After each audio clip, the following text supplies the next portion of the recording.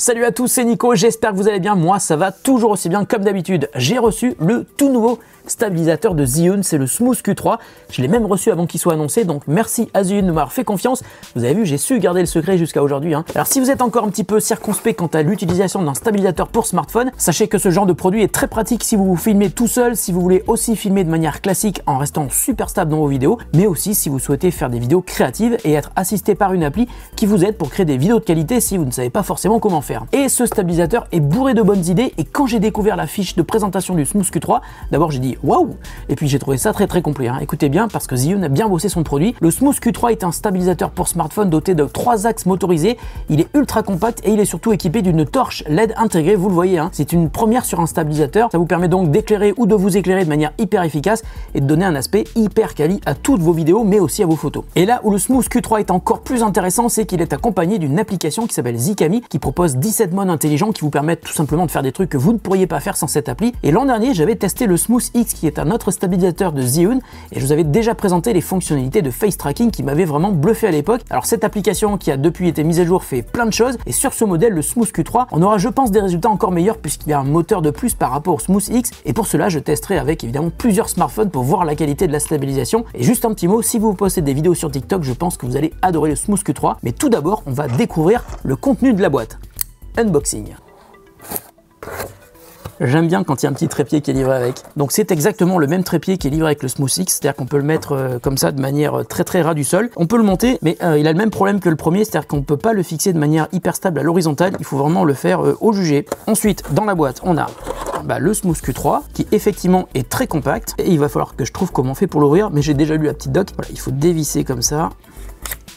Ok, dans la boîte, on a aussi un câble USB Type C qui va vous permettre de recharger votre stabilisateur. Alors on va faire le tour du stabilisateur. Je vois déjà qu'il y a un genre de joystick, donc multi-position, et je pense qu'on peut cliquer aussi dessus. Ça va vous permettre peut-être de faire des mouvements, mais ça on le verra tout à l'heure. Ensuite, il y a un bouton mode avec des LED qui sont affichés, et un bouton qui permet à mon avis l'enregistrement ou la prise de photo. Et puis donc on a la mâchoire où on va mettre le smartphone, et puis on a surtout cette LED qui va vous permettre donc d'éclairer votre sujet ou de vous éclairer si vous filmez tout seul. Alors je viens de remarquer qu'il y a un petit autocollant qui nous dit qu'il faut mettre la caméra du téléphone de ce côté-là. Donc c'est ce qu'on va faire, comme ça, voilà. Du coup, il y a un zoom, ça c'est génial, si vous utilisez l'application Zikami, vous allez pouvoir zoomer depuis ce petit bouton sélecteur qui va vous permettre donc d'éviter de toucher votre smartphone, c'est ce qu'il faut évidemment pas faire quand vous filmez avec votre smartphone. Et ensuite derrière, il y a deux boutons. Alors il y a un bouton qui à mon avis va être un bouton pour rééquilibrer le smartphone et la nacelle, ou peut-être pour changer l'orientation, et puis un bouton pour allumer le Smooth Q3. Et puis dessous on a un pas de vis tout à fait classique qui vous permet donc de le mettre sur le trépied qui est livré avec, ou alors sur n'importe quel trépied, ce qui est bien parce que si vous voulez filmer des vidéos en étant debout, vous pourrez acheter un trépied qui vous permet donc de le mettre à la hauteur de votre visage, ce qui est quand même pas mal. Ici il y a le port USB Type C qui vous permet donc de charger le Smooth Q3. Alors ce que je vais faire, c'est que je vais le visser sur le trépied, voilà, on va le mettre comme ça, mais il faut d'abord que j'aille installer l'application et que j'active le Smooth Q3 depuis l'application. Il y aura une connexion Bluetooth, et comme ça je vais pouvoir m'en servir et vous montrer comment ça marche. Donc je prends mon smartphone, là c'est un Android, mais je testerai aussi sur iPhone, et puis je vais installer l'application Zikami. Donc là j'ai un petit aperçu des nouveautés de l'interface, et là ce que je vais faire, c'est que je vais connecter le Smooth Q3. Il cherche en Bluetooth le Smooth Q3, et ça y est, je suis connecté, je confirme. Donc là ce qu'on va pouvoir faire, c'est afficher une grille classique pour respecter la règle des 3/3, ou une grille avec des diagonales. Ensuite on va pouvoir donner des effets glamour. Corriger le visage, tout ça, c'est pas la peine, moi je suis beau gosse, donc ça devrait aller comme ça. Et puis ensuite, on va pouvoir, avec un seul bouton, donc le bouton M, qui est le bouton qui est derrière, hop, celui-là, on va pouvoir par défaut redresser le stabilisateur, ou alors switcher entre photo et vidéo, ou ouvrir un menu de raccourci. J'ai mon téléphone, donc ce que je vais faire, c'est que je vais l'installer. On va essayer de pas toucher les boutons. Voilà, là ça devrait être bon. Si je fais un double clic sur le bouton M, il recentre le smartphone. Alors là, ça c'est nouveau. Maintenant, il y a un pan and tilt vers le haut et le bas. Si j'appuie 3 fois, il passe en mode paysage. Et aussi, on va tester le face tracking, voir s'il marche aussi bien et peut-être mieux que sur le Smooth X que j'avais testé l'an dernier. Allez, à tout de suite, juste après ça.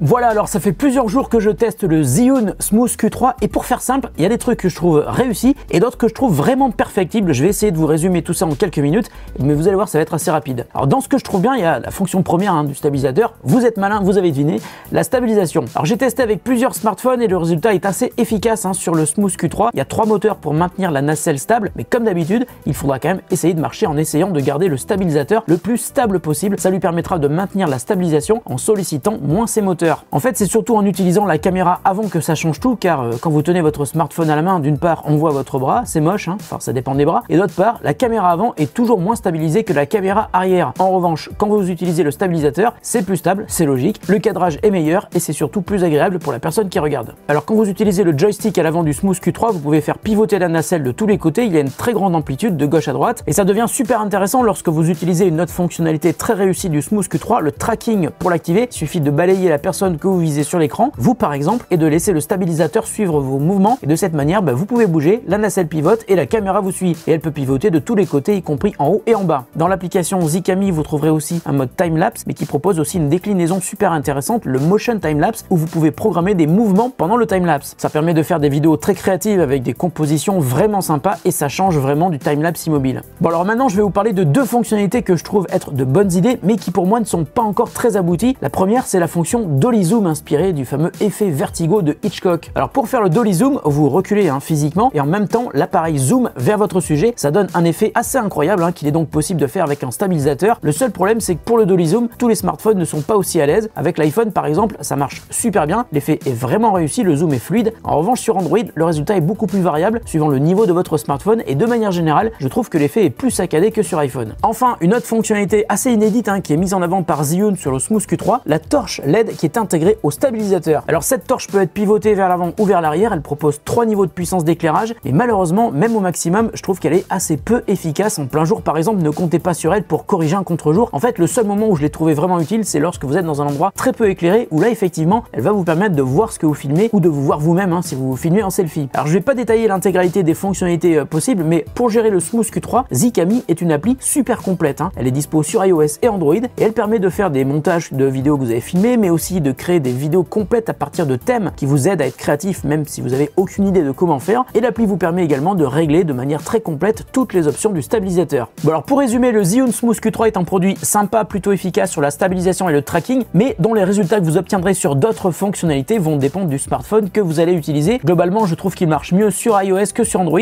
En revanche, les mises à jour sont fréquentes et donc il est possible que le firmware et l'appli s'améliorent. Donc peut-être que dans quelques semaines, voire dans quelques mois, il sera aussi efficace sur Android que sur iOS. Ah, et puis un dernier point, je vais vous faire gagner le Smooth Q3. Pour cela, ça va se passer cette fois-ci sur mon compte Instagram. Je vous explique tout dans le post où je vous montrerai le Zhiyun Smooth Q3. Voilà, la vidéo est terminée. J'espère qu'elle vous a intéressé, vous a permis d'en savoir plus sur ce stabilisateur. S'il vous fait de l'œil, je vous mets des liens dans la description de la vidéo pour aller l'acheter au meilleur prix. Prenez soin de vous et de ceux que vous aimez, c'est important. On se retrouve très bientôt pour une autre vidéo sur The Grand Test. Salut!